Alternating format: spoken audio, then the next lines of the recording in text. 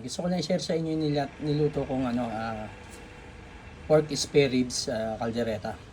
Ayan, bali ginisa ko lang siya sa margarine na nilagyan ko konting mantika para hindi masunog yung margarine. Ginisa ko yung bawang, maraming sibuyas, isang pirasong kamatis, sinama ko na rin yung bell pepper at pamintang durog sa paggisa. Tapos nilagyan ko konting patis. Bali yung ribs niya, minarinate ko muna ng 20 minutes sa toyo at kalamansi bago ko siya iginisa. Ayun na, di ba? Napakalambot niyan. Yun, nakakalas na. Ayan, tapos siyempre nilagyan natin ng pickles, ng liver spread at ng konting peanut butter lang, yung matamis na peanut butter. Tapos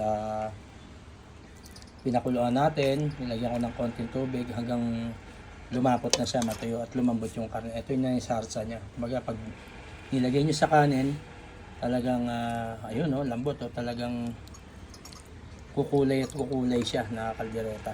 Ayan. May tomato paste din yan, sinama ko na sa gisa yun. Kasi pag ako gumagamit ng tomato paste, sinasama ko na sa gisa sa mantika para kumulay na yung mantika. Tapos yung patatas, pinirito muna natin yan bago natin ilagay dito. Sobrang lambot niya.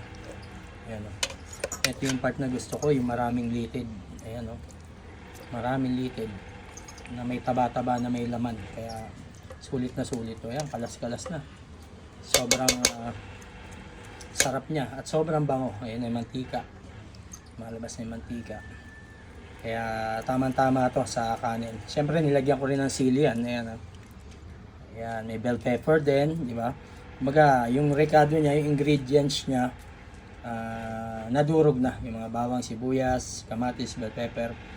Sumama na sa sarsa, hindi nyo na makikita, durog na. Itong sili kasi huli ko na nilagay yan, kaya pero durog na rin siya. Talagang yung anghang, talab na talab lang, hindi naman sobrang anghang. Kaya ayan yung ating pork ribs caldereta na napakalambot at napakalinamnam. May liver spread din yan syempre. Yan tapos may oyster sauce, sinama ka na rin sa paggigisa kanina ng ribs. Na. Ayos.